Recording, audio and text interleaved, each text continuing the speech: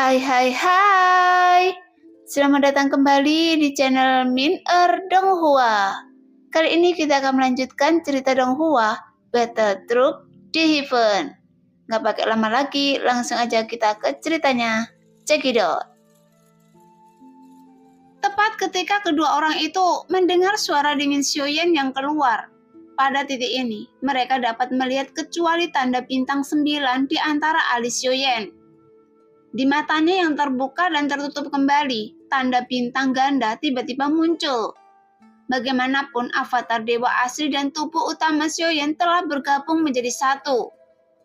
Pada saat yang sama, semburan energi dan darah dalam tubuh Xiaoyan juga melonjak dengan ganas. Dan itu hanya ketika keduanya bergabung, sehingga kekuatan Xiaoyan dapat mencapai alam leluhur dewa asli dan memiliki kekuatan aturan. Bahkan setelah kedua bergabung, luka berdarah di tubuh besar itu sebenarnya mulai pulih lebih cepat lagi. Terlebih lagi, kedua orang itu bisa melihat di bawah kulit Xiaoyan. Sebuah cahaya kemasan mengalir menutupi seluruh tubuhnya, sehingga energi pedang yang tajam tidak dapat lagi melukai Xiaoyan. Bagaimanapun, tubuh fantasi emas dapat mengubah daging dan darah menjadi substansi yang kebal dengan senjata apapun, sehingga Xiaoyan dapat memiliki pertahanan yang lebih kuat. Segera sosok Xiaoyan berubah menjadi ribuan kaki sebelum pedang raksasa itu jatuh, dan dia langsung mengangkat tangannya dan menunjuk ke arah ketiga orang itu. Jari pembunuh bintang. Di bawah energi pedang yang menyapu, Xiaoyan meraung dengan ganas. Jelas kekuatan jari ini secara alami beberapa kali lebih kuat daripada yang ditampilkan avatar dewa asli sebelumnya. Segera jari besar Xiaoyan berputar dengan cahaya keemasan, kemudian menyapu ke arah tiga orang itu dengan kekuatan yang bisa menghancurkan dunia. Adapun pedang raksasa yang menebas ke arah Xiaoyan, dia hanya mengangkat tangannya untuk menangkap energi pedang itu secara langsung. Lagi pula, energi pedang raksasa setinggi ratusan kaki di bawah tubuh Xiaoyan yang tingginya beberapa ribu kaki tampaknya tidak lagi begitu besar dan tidak terlalu kuat. War! Tepat ketika telapak tangan emas Xiaoyan memblokir energi pedang itu, dia bawa ledakan yang sangat besar. Percikan api terbang kemana-mana. Bahkan energi pedang yang ganas itu masih mengalir deras di sepanjang lengan Xiaoyan dan ke tubuhnya. Bagaimanapun itu adalah kekuatan keabadian para dewa tingkat kedua. Ketajaman energi pedangnya masih sangat dahsyat. Oleh karena itu, tubuh Xiaoyan di mana cahaya keemasan mengalir menjauh dari tubuhnya, sehingga energi pedang itu masih menembus daging dan darah di tubuh Xiaoyan. Tapi meskipun darah di tubuhnya masih mengalir keluar, namun dibandingkan dengan situasi tragis avatar dewa asli sebelumnya, cedera seperti itu, Xiaoyan bisa pulih hampir dalam satu tarikan nafas, sehingga tidak ada luka fatal sama sekali.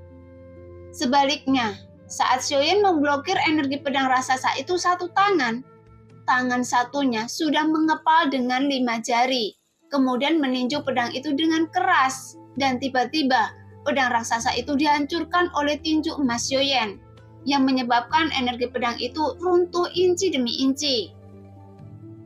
Pada saat yang sama, bayangan jari pembunuh bintang Xiaoyan juga sangat kuat, sehingga mereka bertiga segera mengambil tindakan, namun tidak peduli, ketiganya berjuang.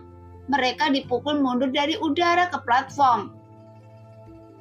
War! Tiba-tiba terdengar suara ledakan yang memekakkan telinga. Bahkan dibandingkan dengan Xiaoyan memblokir energi pedang sebelumnya, ketiga orang tersebut harus membayar harga yang lebih besar. Sialan, Anda sebenarnya menyembunyikan kekuatan Anda yang merupakan dewa asli alam leluhur. Pantas saja Anda berani sombong di depan kami. Salah satu dari mereka langsung berteriak, namun Xiaoyan mencibir saat mendengar ini. Sebelumnya, saya berpikir bahwa orang-orang ini tidak memiliki jiwa. Jika mereka memiliki jiwa, apapun yang terjadi, saya harus menemukan cara untuk mencari jiwa mereka. Gumam Xiaoyan dalam hatinya. Lagi dalam menghadapi ejekan ini, secara alami itu tidak akan menimbulkan gangguan psikologis apapun pada Xiaoyan. Bagaimanapun ini adalah keberadaan yang terjebak dalam waktu. Jadi apa yang mereka katakan tidak masuk akal. Sekarang, Xiaoyan hanya ingin menyingkirkan mereka secepatnya. Sedangkan untuk jari pembunuh bintang, dia tidak dalam kondisi terkuatnya. Lagi pula, kekuatan jari pembunuh bintang bergantung sepenuhnya pada tubuh fisik Xiaoyan. Jika kedua orang ini sama-sama keabadian para dewa tingkat kedua, secara logika, dia seharusnya berada pada level yang sama dengan pria jelek itu. Tetapi ketika menghadapi jari pembunuh bintang dengan kekuatan penuh, saya dengan jelas menyadarinya. Tampaknya mereka kesulitan menghadapinya. Bagaimanapun, mereka juga berada di tingkat kedua. Tapi bagaimana kesenjangan kekuatan ini bisa begitu besar dengan pria jelek itu? Kecuali kekuatan pria jelek sama sekali bukan pada tingkat kedua. Jika tidak, setelah saya menerobos alam leluhur dewa asli, saya seharusnya bisa melawannya.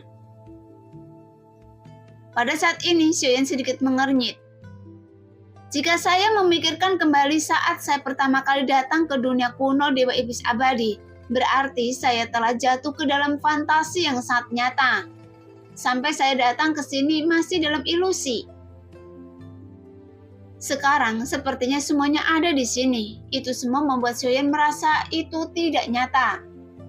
Di atas platform, ekspresi ketiga orang tampak jelek. Sepertinya jari pembunuh bintang Xiaoyan membuat mereka marah. Tiba-tiba ketiganya memancarkan aura keagungan dengan ekspresi yang terlihat seperti mereka ingin mati bersama Xiaoyan. Tapi, sebelum mereka bertiga mengambil tindakan, Xiaoyan langsung mengambil beberapa langkah ke depan. Jelas, Xiaoyan langsung menggunakan 7 langkah mengejutkan para dewa. Segera bayangan kaki yang kokoh mengembun dan menutupi langit. Lagi pula, keterampilan bertarung seperti itu, kekuatannya sebenarnya sedikit lebih kuat dari jari pembunuh bintang sebelumnya. Sehingga di bawah tekanan bayangan kaki besar itu, mereka bertiga mulai terlihat sedikit malu. Kekuatan keabadian para dewa tingkat kedua tidak lebih dari itu. Jika itu masalah, maka pertempuran harus berakhir. Setelah mengambil tindakan 2 kali, sebelumnya Xiaoyan sedang menguji, karena dia ingin melihat apakah kedua orang itu memiliki kekuatan seperti pria jelek.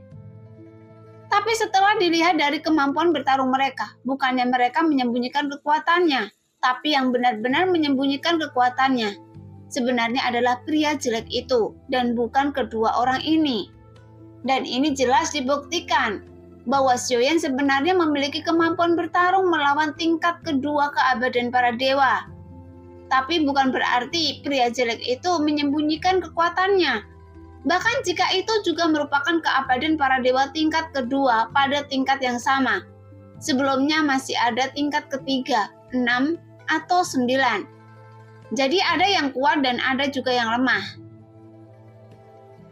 Mungkin kedua orang ini berada di tingkat kedua yang dianggap lemah.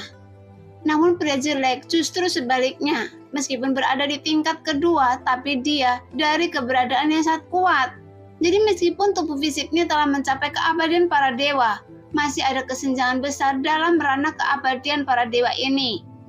Oleh karena itu, tidak mungkin membuat penilaian yang akurat. Sambil memikirkan itu, sosok Xiaoyan terus bergerak dengan 82 tinju para dewa yang dipenuhi dengan cahaya keemasan yang mengalir deras. Bahkan tubuhnya tiba-tiba besar dan terkadang kecil. Hal ini menyebabkan 3 orang itu dengan cepat mulai runtuh. Di bawah tinju emas ini, 3 orang itu ditembak mundur satu persatu, dan semuanya diiringi dengan suara retakan tulang yang berasal dari tubuh fisik mereka. Jadi bagaimana tubuh mereka bisa menahan kekuatan tinju Xiaoyan yang tidak ada habisnya? Lagi pula, untuk melenyapkan keabadian para dewa, Xiaoyan harus memimpin dalam mengalahkan tubuh fisik mereka. Setelah mengkonsumsi kekuatan abadi sebanyak mungkin, hingga kecepatan pemulihan turun tajam, itu akan benar-benar dalam situasi yang menyedihkan. Bagaimanapun, meskipun ketiganya bergabung untuk memblokir serangan itu, tapi masih sulit bersaing dengan Xiaoyan. Lagi pula, sekarang tinju Xiaoyan tidak hanya dipenuhi cahaya keemasan dari waktu ke waktu, tapi juga diselimuti nyala api dan kilatan guntur. Jadi keganasannya terbukti dengan sendirinya. Namun kekuatan ini hanya kurang dari 50%, tapi ketiganya berlumuran darah, bahkan darah dan daging Raja Iblis bermata 4 sudah berceceran di mana-mana. Dan dia terlihat sangat tragis. Hei, para dewa asli, jangan terlalu sombong di dunia yang luas ini. Sekarang Anda tidak dapat melarikan diri. Sekarang ketiganya sudah berada di ujung kematian mereka, dan Xiaoyan terlalu malas untuk memperhatikannya. Jadi sosok Xiaoyan segera melompat keluar, kemudian dia langsung mengayunkan tinjunya. Jelas Xiaoyan berencana untuk melakukan pukulan terakhir dan melenyapkan mereka bertiga sepenuhnya. Kemudian menggunakan dengan hati api untuk melenyapkan 3 orang itu yang berada di keabadian para dewa. Segera suara gemuruh dari bayangan tinju emas yang seperti jurang mengembun di langit. Seolah-olah tinju itu menghalangi langit dan matahari di mata ketiga orang itu. Melihat pemandangan itu, sepertinya mereka sudah tidak bisa menahan diri lagi. Bahkan mata mereka sudah penuh dengan ketakutan. Meskipun mungkin mereka sama sekali tidak nyata sama. Tapi ketika menghadapi kematian, hanya dengan begitu, mereka akan merasa bahwa mereka berbeda dari orang-orang yang benar-benar ada di dunia nyata. Namun tepat ketika Xiaoyan sedang mengamati ekspresi ketiga orang itu dan melemparkan tinjunya, tiba-tiba terjadi kejutan mendadak. Tuar! Dampak tak kasat mata menghantam bayangan tinju sebelum mengenai 3 orang itu beberapa kaki jauhnya. Bahkan ada kekuatan yang dahsyat yang terkandung dalam dampak tak kasat mata itu, karena dia benar-benar memblokir tinju Xiaoyan. Sekarang, di bawah tinju Xiaoyan, sesosok tubuh muncul yang membuat hati Xiaoyan tiba-tiba menegang, karena dalam lingkup jiwa alamnya, satu demi satu aura kuat muncul. Hah? Xiaoyan juga cukup terkejut, karena dia juga bisa melihatnya melalui penglihatan sekelilingnya. Ada berbagai sosok muncul di sekitarnya. Namun dibandingkan dengan ekspresi Xiaoyan, si bungkuk lantian dan lainnya, ekspresi mereka semakin ketakutan. Karena iblis tak berwajah di depan mereka juga belum terpecahkan. Tapi sosok-sosok ini sudah muncul di sekitar mereka, dan sepertinya mereka juga mengenali sosok-sosok ini. Nah, demikianlah cerita hari ini. Terima kasih yang sudah menonton video Min Earth sampai selesai. Sampai jumpa di video selanjutnya. Bye-bye.